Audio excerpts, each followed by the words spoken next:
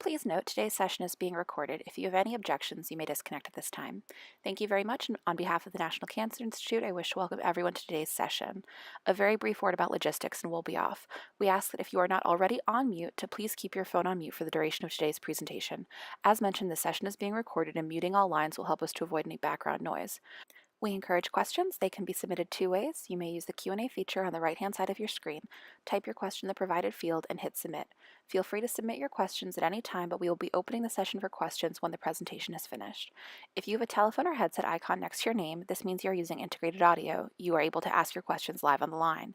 Please use the raise hand feature to notify us of your question, and we will unmute your line for the duration of your question. Without any further ado, it is my pleasure to turn the meeting over to Dr. David Chambers. Okay. Hi, everybody. Welcome to the question and answer webinar for the Dissemination, Implementation, Research, and Health Program announcements, 16, 236, 237, and 238. This is our chance to give you a sense of the announcements, as well as to initially ask questions that you have about them. Many of our program contacts, but not all, are joining us on the line today, and where they're able to weigh in for specific questions, we invite them to as well. We will also be pulling together additional questions to update the frequently asked questions that we've done for previous iterations of this announcement. So again, the goal is to try and give you a sense of what we're thinking as far as these announcements. These program announcements for soliciting R01s, R03s, and R21 applications to NIH, as well as to try and provide you with some chance to ask questions. So just for those of you, many of you may be familiar with NIH, not all. So just to give you a sense, NIH is the Institutes of Health, so 27 different institutes and centers, primarily organized by disease areas like the Cancer Institute, NIDCD's Deafness and Communication Disorders, or the National Institute of Drug Abuse. Other institutes are focused around biological systems, others around subpopulations, child health and human development, or National Institute of Aging, as an example, and others around scientific resources. ICs, institutes and centers at NIH, typically have both intramural and extramural research. So intramural would be research that's conducted in-house, and extramural would be what we're talking about now, where we're funding folks around the country and even around the world. And that extramural research primarily is funded through grants, like the PARs are calling for. In this case, R03s, R01s, and R21s. Other announcements, other opportunities exist through contracts. But just to give you a sense of this is primary way in which we try to encourage the research community to come in with your best ideas. So how do we think about dissemination and implementation research as part of a broader continuum of scientific development? You'll see this graphic that came from Westphal and others in JAMA in 2007, framed that you often have basic science, basic research, which then ideally makes its way translating into applications that could be used in clinical care. And there's a whole set of studies that are done, different clinical trials, other health services studies that give you a sense of, is there enough evidence to move something forward? At this point in 2007, the idea was that you had three different translational blocks. That block to go from basic to that early clinical application, T2 research, which was seen as going from that initial clinical efficacy more into effectiveness within real-world populations and settings, and then what you'll see on the right end here, how do we actually change clinical practice? And so at this point in time, it was seen as this sort of third translational hurdle. If we fast forward to a more recent paper, that came out earlier this year from our colleagues primarily at NHLBI, there was an idea that there may be more translational hurdles, but that translation to real world, meaning the dissemination and implementation research, remains an incredibly important way of trying to optimize the impact that our research can make. So whether you consider that there is there are X different stages of translational research, or you're focused more on, a particular stage of science, dissemination and implementation research throughout has been that way of trying to take what we know and see that we can optimize its use as we translate health information and various interventions into practice.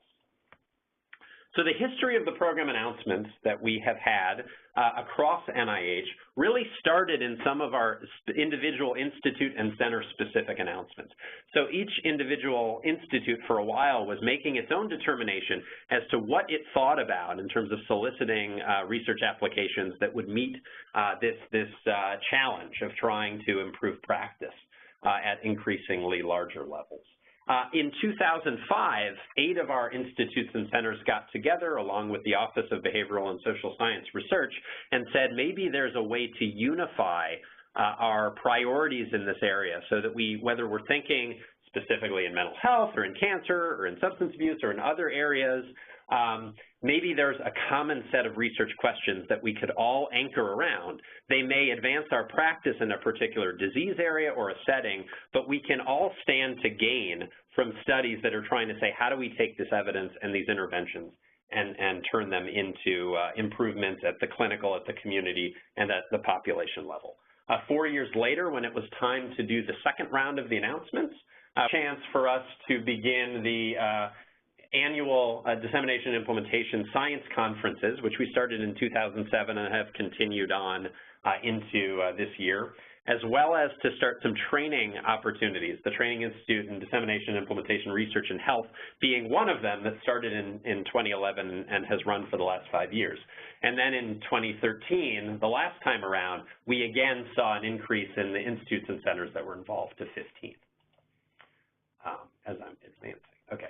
And so for here, what you see, we have even greater investment and interest among the different institutes and centers who are listed here. Again, it's sort of the word salad of NIH, but as you can see here now, 18 institutes and centers and offices are involved. You'll see the corresponding, within the announcements, the corresponding program contacts who represent each of these institutes, these centers, and these offices. I'll just note here that several of our participants, the Office of Disease Prevention and the Office of Behavioral and Social Science Research, which we're incredibly grateful for their support on it, do not typically hold grants themselves, but rather have been influential in making sure that prevention, that behavioral and social science research is well represented and advanced through the D&I research portfolio. You'll see on the RO3 that Fogarty International Center is again signed on to that, and so all of these announcements are open not just to domestic, meaning U.S.-based applications, but to both applications based outside of the U.S. as well as investigators based outside of the U.S. So the purpose of the announcement, and you'll see some sort of highlighted text, is to support innovative approaches that focus on identifying, understanding, and developing strategies that are trying to overcome different barriers that get in the way of adoption, of adaptation, of integration, of scale-up, and sustainability of evidence-based, a range of things, interventions, tools, policies, and guidelines. Importantly as well, we're not just thinking about studying the adding of new and different things, but rather to understand the circumstances around what we need to de-implement, what we need to reduce the use of, if it's harmful, if it's just not effective, if it's prematurely been widely adopted without evidence. And so, importantly, the dissemination implementation, while it's often seen as just adding more, we want equal focus on what we need to take away to make sure that our system is as evidence-based and as beneficial as possible to those who it serves. The definitions that we've had in various forms since the beginning of the announcement, you'll see here in the most recent announcement focus around dissemination research and implementation research as two different but both important challenges. Dissemination research focusing on the targeted distribution of information and intervention materials to specific audiences. How do we spread and sustain knowledge and associated evidence-based interventions? We contrast that from a much more intensive and local effort to try and implement different interventions, and what is the scientific study as implementation research is defined of the use of strategies to adopt and integrate those different health interventions into clinical and community settings so that we can improve patient outcomes and benefit population health. We recognize for those folks who do not necessarily focus on these particular terms, that there are other terms that are used to convey this area, whether it's knowledge translation, knowledge exchange, several of us focusing on implementation science or research utilization as well. But what we wanted to do, as we've done from the beginning with these Trans-NIH program announcements, is at least lay out, here are working definitions that explain what it is that we're looking for and what are the challenges that we want to overcome in terms of our research. Briefly, dissemination research, as we've conceptualized it, basically relaxes some of the assumptions that we know how best to create, to package, to transmit, to have evidence received, and to turn that evidence into action, but rather to say, we need science to help us identify the best ways to optimize each of these stages of dissemination. Implementation, briefly, we're often focusing on, as you'll see this particular figure that comes from an article in 2009, we're often focusing on the left and the right. We're focusing on what is it that we try to deliver as an intervention and what are the health outcomes that we're hoping to achieve. That's the usual way in which we've often limited our scientific inquiry. But where we think about implementation is really around the how. How do we get these effective interventions integrated into practice, and what are the specific outcomes that we need to think about that are going to determine whether we did that well? And those are outcomes around feasibility, fidelity, penetration, acceptability, sustainability, et cetera. We also assume that if those implementation outcomes are achieved, that there's likely to be improvements in the service system as a whole, and we take those outcomes in this particular graphic from IOM, Crossing the Quality Chasm, and other reports around efficiency, safety, effectiveness, equity, et cetera, and then the assumption being that if we do all of this well, that the end product is that we're seeing this broader cascade and this improvement at the population level in terms of health. So moving to the next slide, just to anchor you around some common principles that we've seen in dissemination and implementation research. We see that there have been theories, there are findings, and there are methods that inform our work that come from a variety of fields. We really do see this as transdisciplinary, multidisciplinary, requires different partnerships. And importantly, not just partnerships within the scientific community, but collaboration with stakeholders from different practice settings, those who consume the services that are being delivered, their families, their social networks, et cetera. That it very much has been seen as a team sport, a team endeavor. That the methodological approaches that are used need to be rigorous and relevant, but there is a variation in terms of what approaches should be used and what would be most helpful. And importantly, that we try and anchor in these announcements is that while we want the study of the dissemination or implementation strategy, do we want to understand, are they in an overall way effective? We also really want to probe deeper and understand how and why different strategies work. So where there's an opportunity to think about the mechanisms of action around these implementation strategies, to study moderators or mediators that will help to explain the sort of causal pathway to get that intervention implemented, to get that information disseminated, that's what we would like to see. You'll see a list within the program announcements of a bunch of different research topics that the multiple institutes involved have generated, really just as exemplary ideas that we'd love people to think about, but by no means exhaustive or exclusive. But just to mention a couple, so on the dissemination side, we really do want to see what influences each stage of trying to disseminate, create and disseminate health research knowledge, the dissemination of different strategies that are trying to promote effective patient and caregiver communication. You'll see in terms of implementation a whole range of different types of interventions we're wanting to see. And that's everything at every stage of care, health promotion, prevention, screening, early detection, diagnostics, and all the way through to effective treatments, procedures, guidelines, et cetera. And potentially to see that people are not only studying one intervention at a time, but the implementation of multiple evidence-based practices. Further on, in this announcement, we'd love to see more consideration of how evidence-based practices are being adapted locally in the context of implementation, more work on sustainability and what factors contribute to the sustainability of different interventions, the effectiveness and cost-effectiveness of different strategies that aim to reduce health disparities and improve quality of care, and as I referenced before, explicit focus on de-implementing clinical and community practices that don't have evidence, have been prematurely widely adopted, yield suboptimal benefits, or may be harmful or wasteful. As a final thing, we're not only interested in sort of empirical advances in given settings or in given interventions, but how do we do a better job of advancing the field through developing and testing theoretical and evaluation models for dissemination implementation, ways in which we can do a better job of identifying gaps in our available outcomes and process measures, and how might we fill those gaps with valid and reliable measures.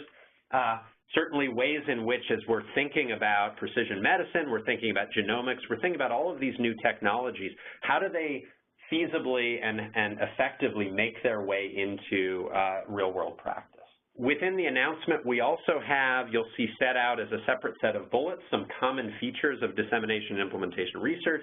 We recognize that these may not all apply to every single study, but we wanted to include them as points for consideration as you're thinking about your specific application. So to what degree are you using conceptual models that are appropriate for dissemination implementation? To what degree does your application show an understanding of various incentives or barriers to dissemination implementation? As I said before, can we probe into the how and why through identifying mediators, moderators, and mechanisms of action that help to explain the impact of different strategies? Where we see the context may be multi-level, to what degree are we accounting for that in our study design, as well as what questions we're asking?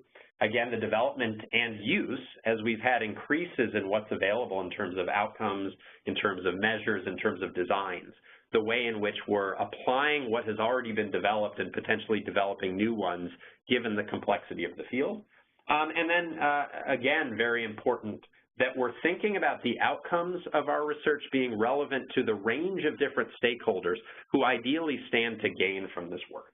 So if it's relevant outcomes for patients, we'd love to see it in, families, providers, administrators, payers of care, policymakers, et cetera. So really thinking about the so what question. How are the outcomes of this research going to help improve things at broader and broader levels? So just anchoring a couple things around what's new and different. In these announcements versus what we've been able to do before, we now have a specific section for those institutes and centers that had priorities and resources that they wanted to share beyond just what we've had in the sort of broader portion. And so you'll see that. So if you see that an institute or center that's listed has a separate section, it's a chance for them to say, in addition to the overall thing, here's some resources to point you to, and here's some specific priorities that our institute or our center would love you to consider. We have consolidated to some degree the background section of the program announcement.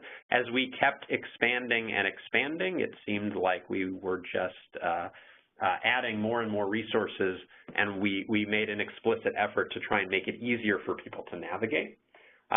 We have a heightened focus on de-implementation, basically because we think that's very much underrepresented within our portfolio and a true opportunity for us to advance the field.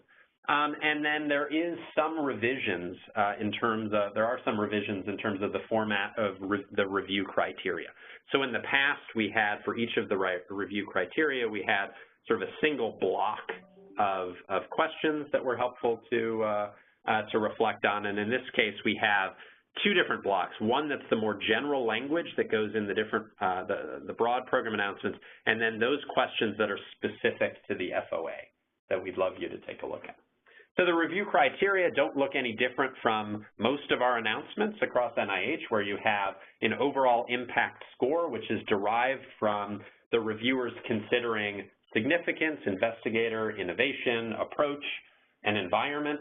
We do, as I said, have specific language in the FOAs, in the funding opportunity announcements for each of those criterion.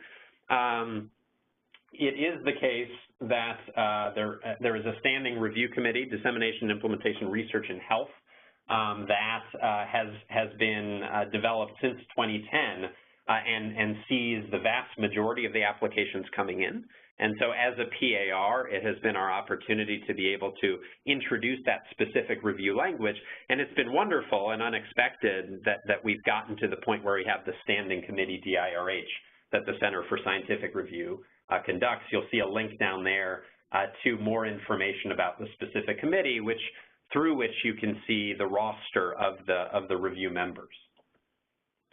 Just for those of you who are thinking about foreign applications at NIH, as I said, NIH can certainly make grant awards directly to foreign institutions and foreign institutions are eligible to participate in each of these announcements. So in general, you want to check the eligibility criteria on a funding opportunity announcement, and as I said before, for the D&I PARs, you'll see that international applicants are eligible both as the principal investigator as well as subcontractors. And we see this as presenting special opportunities for furthering research, and we really do see the global ability to try and develop knowledge. And so whether it's unusual talent, resources, populations, environmental conditions not readily available in the U.S., efficiencies, ways to answer some of these broader questions around dissemination implementation, we'd love to see your thinking about this. And, you know, again, with foreign applications at NIH more broadly, there still is the assumption that through this work there will be some benefit to the health of the U.S. population as well as the local population. But the point being that for these announcements, we've, since the beginning, seen the opportunity to learn from lessons across the globe. So just a few details and things to remember. As you're thinking about these announcements, the review dates allow you, or the submission dates allow you to come in every 4 months. But we'd encourage you to start early. It does take a fair amount of time, and ideally back and forth with program officers to help you craft, as well as your colleagues, your advisors, your consultants, to try and craft the best possible application before you submit. If you're doing an R01, one of the larger grants, and you're thinking about exceeding $500,000 for any 1 year of that, you need to start even earlier because institutes, each individual institute has slightly different ways in which it considers applications that exceed over $500,000 per year. And so you want to get in touch with that particular institute contact and make sure it's usually in advance of 6 weeks before the submission date to submit materials to be able to get approval to come in. Because if you don't and it comes in without approval, it gets kicked out. You definitely don't want to skimp on methods. We recognize that as page limits have become tighter and tighter, it may be hard to be as efficient as possible at comprehensively explaining your research strategy. But again, we'd encourage you to rely on the expertise of the program staff who are listed on the announcement and then some to make sure that you're explaining as cogent and as comprehensive a research strategy as possible. Absolutely, if you're involving partnership among different researchers as well as other practice and community partners, that you want to be able to explain that partnership and explain how well you understand the context in which you're trying to advance knowledge. Can't underscore enough the importance, I'm going to say it again, of talking with your program officers. The list of the institute contacts are available at the end of the program announcements. And because the review typically goes to Dissemination, Implementation, Research, and Health study section, Jessica Bellinger from CSR is the contact on that. And while she couldn't be on the call today, she's very happy to answer any questions about review. And it's in your best interest, if you have questions about that review process, to get in touch with her as soon as you can. So there are resources that we have made available from the more general to the more specific related to dissemination and implementation. You'll see the first couple links are more general advice around the process of submitting NIH grants, as well as specific information about foreign grants coming in. We at NCI have an implementation science website which tries to pull together various resources that we've either developed or have seen develop to advance the field, and we'd encourage you to look at that as well as some of the prior grants and topics that have been funded. There are links through our site to the program announcements, and what will be coming shortly are revised versions of the FAQs, the frequently asked questions, which again will ideally also come from some of the questions that we have a chance to answer today. You'll see the last link, the Office of Behavioral and Social Science Research, has been in the process of updating their web, but this is the current active link that pulls together some of the information that they have housed around dissemination and implementation. So that's as much as I wanted to do in terms of the presentation of it, and I think we already have a few questions that have popped up. So I'm going to hand it over to Sarah for. I'm just going to jump in really quick and remind folks there are 2 ways to submit your questions. We do already have typed questions, so if you'd like to submit a typed question, please type your question in the provided Q&A field, and hit submit, and we'll be answering those in the order they are received. If you by chance have a telephone or headset icon next to your name, you can use the raise hand feature, and we will unmute your line so you can ask your question live over the telephone. And so with that, I think we're going to kick off with a few of our typed submitted questions. So the first question is where does studying factors affecting patient demand for treatments fit in? Does that fit in dissemination and implementation research? So with any of these questions that get more specifically to the question that you would have as the focus of your research, I can give you a broader answer, but then it's always helpful to follow up with the institute-specific contact depending on what you're targeting. So from my perspective, dissemination and implementation research does well to consider both demand side and supply characteristics. So if the idea is that a limitation to the effective implementation of a particular treatment is because there isn't sufficient patient demand and there's a way to try and improve that, from my perspective, that is something that fits into our broad dissemination and implementation research. But again, in some cases, you might have institute or center-specific differences that would be helpful to follow up on prior to submission. I see a following question that said, interested in that there's not much discussion about the political process and the interface between evidence and advocacy. Any comments? So the one thing I'll say is that most of the time, sometimes we use the shorthand of multi-level. Most of the time we see that influences on dissemination and implementation, you can see the sort of layers of the onion go all the way from that individual or that dyadic discussion, say, between a patient or a provider, all the way up to the broader environment, which absolutely includes policy, regulation, et cetera. And so we do see that there are applicable questions at each and every level of those of that system. And we see the importance of trying to understand what's the generalizable knowledge that can come from that. So while there isn't as much explicit discussion about the political process, I think those in the field recognize that policy, that regulation, legislation, litigation has always had an important role in trying to understand that interface between evidence, between interventions and settings, and where you can craft a particular scientific question around that. I think we've been very happy to see that supported. Participant that's asking if there's going to be a training institute scheduled for 2016. Sure. Thank you for that. So we are so hold that thought, but we are basically in process of developing plans to do just that, a training institute, a modified version of what we've done typically in the summers that we're now will now be looking to do in December in conjunction with the D&I research meeting.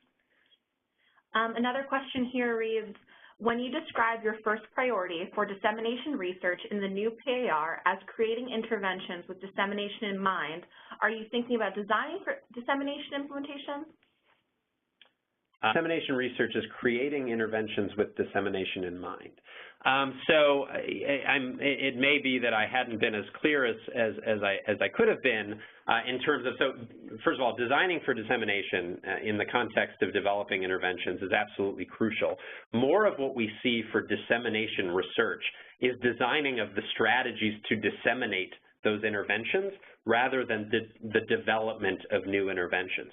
So if one is thinking about developing a study that is sort of developing and testing a new intervention, while we would absolutely love to see people focusing on designing for dissemination, this particular program announcement typically assumes that those interventions have been designed and that typically there is sufficient evidence around them that says that there's a logical reason to try and get them disseminated or implemented. So absolutely I'm interested in designing for dissemination, but for the scope of this announcement, what we're talking about designing are typically the strategies to effectively disseminate and implement those interventions. Next up, I have a question that reads, do proposals for work in low and middle income countries go to DIRH for review? So they do. The international applications coming in if they come in under the program announcement, unless there are specific conflicts, which would often move a specific application to a conflicts panel, they have been and would again be reviewed within DIRH. The other thing just to note about review in general and with specific standing committees is that while there's standing committee members, the SROs do a wonderful job of making sure that there's adequate expertise for whatever applications come in. So it's another great way to interact with the scientific review officer. If you look at the panel and you're wondering whether it's a great fit, you can ask that question, and you can even identify what are the key areas of expertise that should be reflected, at least as I would think about it, in reviewing the application. So yes, they can come to DIRH, and yes, there's an opportunity to have that discussion with the scientific review officer. Next one up, this is maybe specific to the individual research, but greetings from Peru, David. Yeah. We want to implement stroke care in rural areas, so aspects of process of evaluation should be key in the proposal. Should that be the area of focus? Yes, so I think for, in terms, if you're looking at the implementation process and either you're designing sort of prospectively and wanting to test a particular implementation strategy, studying that implementation process and identifying what those key outcomes are that would demonstrate that the stroke care intervention had been effectively implemented would be the logical centerpiece. Great. So next up, limitations in evidence-based sometimes limit studies of implementation. Mm-hmm. Are hybrid effectiveness implementation trials considered by the DIRH study section? So yes, they have.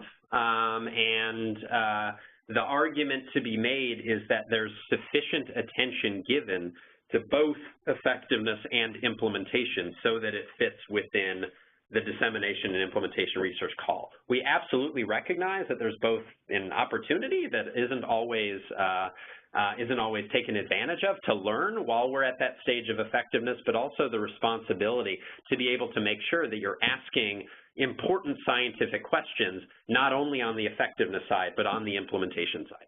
So where you have a developing intervention and you're at the stage of being able to say, we might be able to get that twofer to be able to focus on both effectiveness and implementation simultaneously, that is something that we've seen through the program announcements, and I would argue we'll likely see through them, through these again. Great. So I'm going to jump quickly to the chat because some folks have been submitting questions there. One reads, does NIH have an associated program announcement for investigators seeking K awards focused on D&I research? So at this point, there has not been a Trans-NIH announcement specifically around K awards for dissemination implementation research. I know from my experience that people have used the standing sort of broader K award mechanisms to apply and focus on dissemination and implementation research. I think it's a great question for the specific contact at the institute and center. And it may be, again, that a specific institute may be in process or may in the future consider that as a special K announcement. But again, if that doesn't exist, and you should ask your institute contact as to whether they see the sort of parent K announcement as one that would be relevant to use for that purpose. If I can I just saw there was a comment that was related to something I said from Martha Hare, who has been the scientific review officer for DIRH in the past. So thanks, Martha. Martha notes that those who are applying, as you have your cover letter for your application, you can write a cover letter, and in that cover letter you can specify what I was talking about, the particular domains of expertise that you think would be helpful to incorporate. Do not mention names. So this is the helpful thing. If you mention, I think this person who has this expertise would be great to review my application, even if you don't know them but admire their work, that automatically conflicts them out of being a reviewer. So always suggest the domain, never suggest the person, because that just introduces a conflict that you don't need to have. A project with full component of systems biology and bioinformatics with no lab experiments, is it eligible for an R01, R21, or an R03? So that is, I think it really depends on what the specific questions, what the specific aims are for that study, and what the institute that you're focusing on. So the thing to notice, and this may specifically be a project that does not necessarily fit as well within the dissemination and implementation research program announcements, but if you have any study and you're thinking about what mechanism, recognize that not all institutes and centers support all of the mechanisms. So you'll even notice for these that there is a variation in terms of which institutes and centers are listed on the R03, the R21, and the R01. And that's because there are some local policies for each of the institutes and centers where some will say, we haven't had as good experience getting things that we want through the R03, so we just don't accept R03s. Or the R21 hasn't been as helpful, but we would like this. So it's, again, really helpful for you to go back to your program officer and ask them. Do you expect that proposals include a clinical trial, or proposals, can they be focused in identifying barriers and facilitators for accessing the health system? So it's a great question. I tried to allude to this before, but we have a lot of variation and needed variation in the methodological approaches. We basically say no, that there's no requirement that one uses any specific design, but rather that with the questions that you're proposing and the context in which you're working in, what is the best possible design? We have seen past studies through these announcements include clinical trials, include cluster randomized trials, include natural experiments, include purely observational work, include that background kind of work, which I think you're alluding to, which says, if there's a need because we don't know the barriers and facilitators in these particular systems, that can be the scope of work for a particular grant. But it really is you saying, what is the question I want to answer? How good is the argument that that is a question that is worth answering? And then what's the best approach to get that question answered? Great. So moving right along, assuming that the focus of all is to investigate D&I of current evidence-based practices, please speak more to outcomes that de-implement programs with insufficient evidence. Yeah, so the call, while a lot of it has been investigating dissemination and implementation of current evidence-based practices, because we haven't done historically a great job of following through to get that population or that system-level benefit, it's not the only focus of these program announcements. So outcomes around de-implementation are incredibly important for us to focus on. So if one is identifying, I'll give an example that a lot of people are familiar with, the Choosing Wisely campaigns that across various areas of health have articulated a whole range of recommendations for things that we should no longer do, and trying to understand how we stop doing those within given settings or across different systems. Those are the outcomes of having less of something that is ineffective can be as important or even more important than just focusing on implementing what is not already there.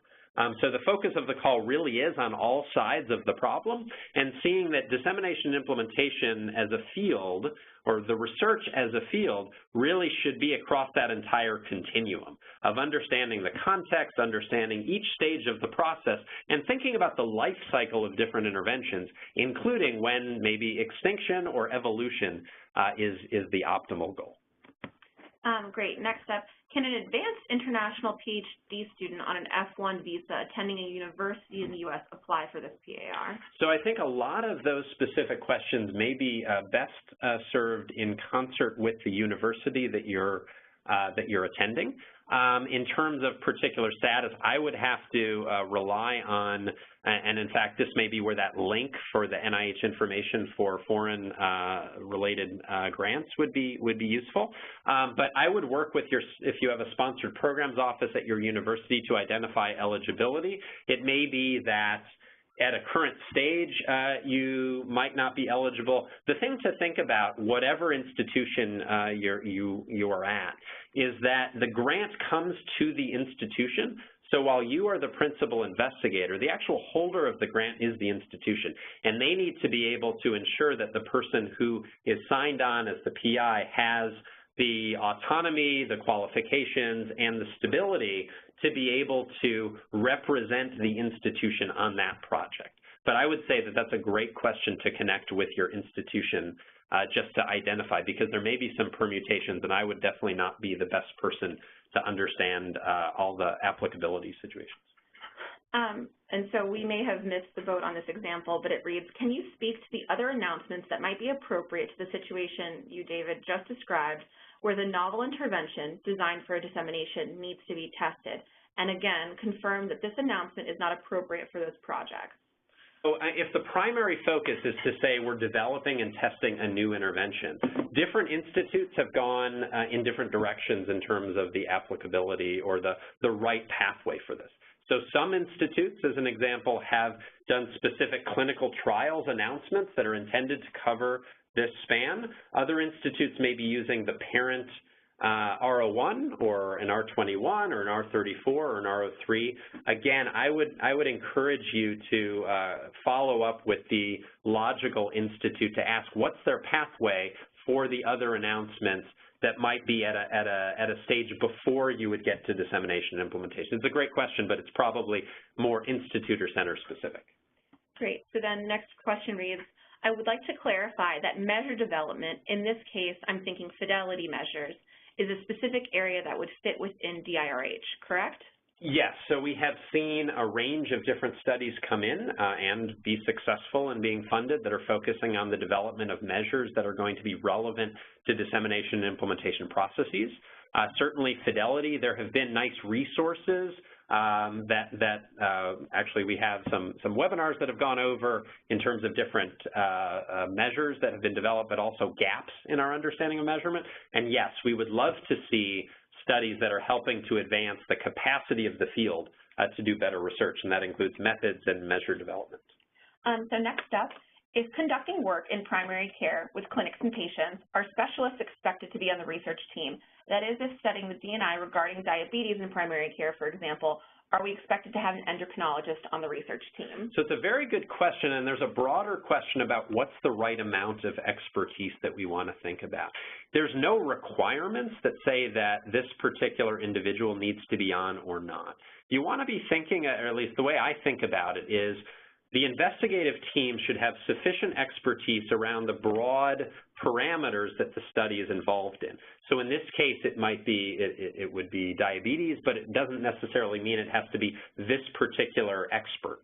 It could also be primary care. It would make sense to be focusing on those who have expertise within the setting, those who have expertise in terms of the specific methods that you're going to be using, those who have expertise in dissemination and implementation. But as to needing a particular specialist, a particular professional, a particular stakeholder, I think you're making the argument that you're pulling together sufficient expertise to be able to manage the project and ensure that it's as successful as possible. But I don't think there's any specific requirements that this person has to be on and that person, wouldn't. Wonderful. So next the question reads, is the Fogarty Center planning on launching an RFA for DRH soon? So I see that we have Laura, who is on the phone from Fogarty, Laura Pavlich. I don't know, I think we can unmute you. And Laura, did you want to answer that? Sure. Can you hear me, David? Yes, thank you. Okay, perfect. So Fogarty is signed on to the R03 for this specific program. And then we actually, in many of our research-oriented programs, such as our brain disorders, R21 and R01, we invite people to submit applications related to implementation science, but the entire focus of the FOA isn't on implementation science. So through these avenues, I think we have many ways that people can submit applications, both for the research and also if people are interested in doing research training related to implementation science. Many of our research training programs invite that as well. But as of right now, we don't have a specific FOA for dissemination and implementation science. Thanks very much. And by the way, just to say, we very much appreciate all of the questions coming in. We're doing our best to answer them, and we'll also do our best to try and follow up with folks. So in case we can't get to any, feel free to follow up with any of us on those. So next up, this reads, often implementation strategies are at the organizational level, so a large number of organizations are needed to answer mechanism mediation questions. will the expectation be that R01s will be powered at the organizational level to answer these types of questions? So I think it's a great question, and again, I think it speaks to there's variation in terms of the scope of any particular study. And so, you as the investigator are in the best position to try and say, what are the key questions that we need to ask, and what is the appropriate scale in order to ask them? I think the person who asked the question is absolutely right, that certain questions, in order to answer effectively, are going to require pretty large sample sizes, and maybe even not, as we've typically had at the individual level, but more at that clinic or that organizational level. There's no requirement that you have a specific sample size, but I would just say that the reviewers are going to be looking at, if it's pitched as a more definitive study of mechanisms or, of mediation, of moderation, they will ask the question, are we going to get a definitive result, or will it be underpowered? And so I think the investigator, in concert with the program officer, should have a discussion about, what's the best approach to try and take on some of these challenging questions, recognizing that any one study may be limited. Great. So next, this reads, I'm interested in studying implementation that has occurred successfully, often without a clear strategy. For example, the reduction of elective inductions before 39 weeks, a clinical practice which changed relatively rapidly. Would this be within the goals of the PARs? Yeah, there's certainly no requirement that says that your focus should be on how do I implement a particular intervention, or how do I make sure that I'm studying something as it's rolling out.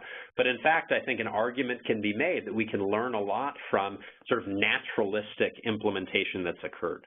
So I'd basically certainly encourage folks to be thinking about a whole range of different ways in which we can add knowledge.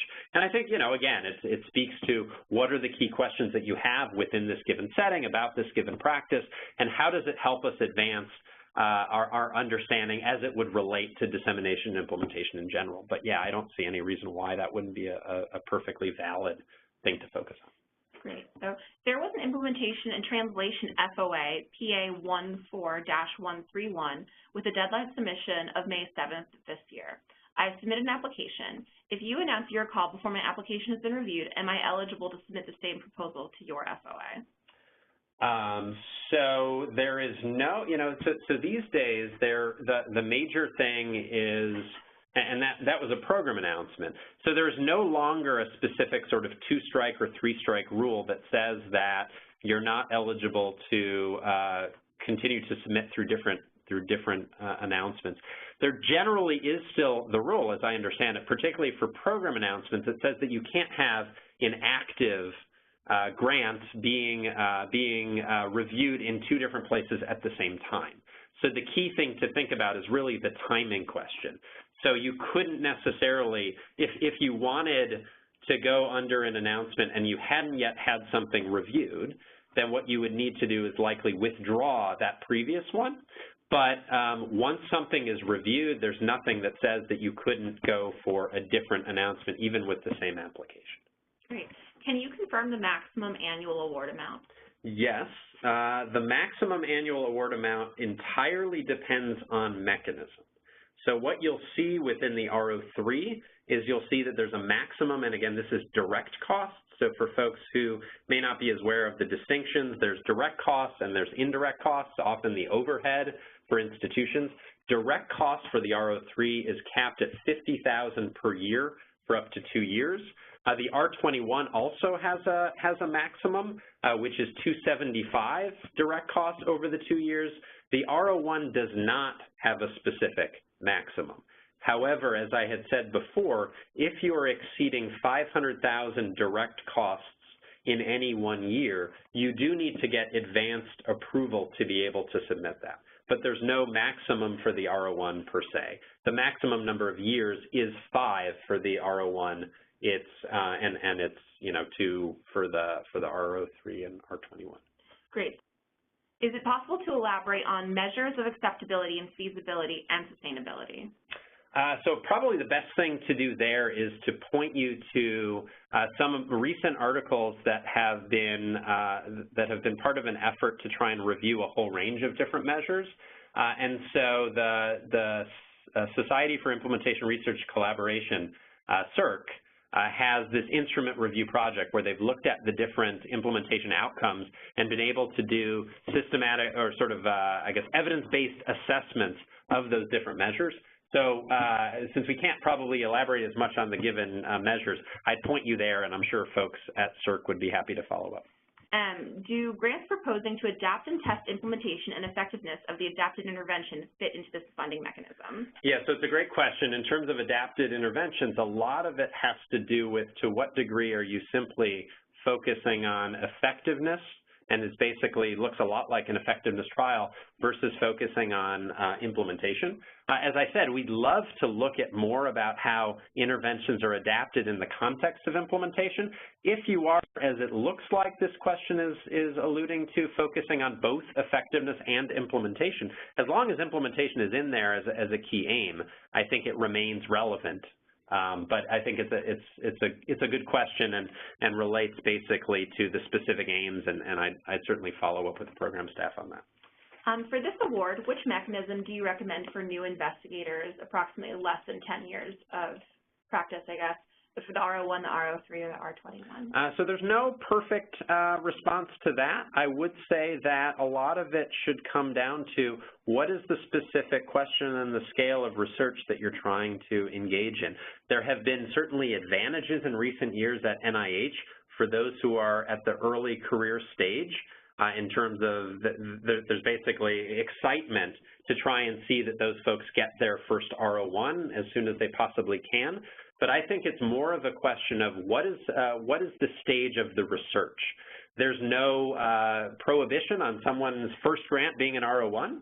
Some people follow the K mechanism and use that as a launching point to an R01. Others may have an R03 and an R21 and move to an R01, but I've seen people be quite successful even through these mechanisms where the first grant that they get is an R01. So I think it speaks a lot to what is the stage of research and how comfortable do you and your team feel in being able to conduct the various responsibilities associated with any project. Great. Would it be possible to explore how those involved in public health prevention-focused work seek and use evidence? We have experience of that at the UK Health Forum. So I think it's a great question, and I think it really comes down to, again, articulating what are the specific aims for the study related to that. So I think we've seen and we've learned a lot from different ways in which people have been studying the use by various stakeholders of evidence. And so I think that remains part of our dissemination and implementation research thinking. But yeah, I think it would be a great thing to say, what's the specific study that I would want to do in that area? Great. So when is NIC going to release the FOA for DIRH? I'm not sure if that might be either NCI or NIH, but I'll assume it's both because it's the same answer. Great. So the funding opportunity announcement for D&I research in health was issued yesterday. And so it's PAR 16, 236, 237, and 238. Wonderful. And so this looks like our last question here, so thank you everyone for bearing with us. This reads, could any of these mechanisms provide funding for systematic reviews of implementation science relevant topics, for example, fidelity adaptations of instruments, models, et cetera, and or development of tools/decision aids that support the use of various implementation models and measures? So it's a really interesting question. To this point, we have not seen systematic reviews come in through these announcements, and I think it's something that we would probably, so I'm not entirely sure how a review committee would address a systematic review. I would say that, often the question becomes, what happens as a result? What's the argument of what happens as a result of that systematic review? Certainly one can think about some of the small grant mechanism, the R03, for doing background research in service of something, and that could potentially be a literature review, but I think the best thing, again, would be to follow up with program staff around the particular issue, the particular scope, and go from there. Wonderful. And so with that, I want to take a moment to thank David for his time today and for all of the scientific and research contacts who joined us and provided their insight. Thank you for joining us for today's session. You may disconnect at this time. Thanks, everyone.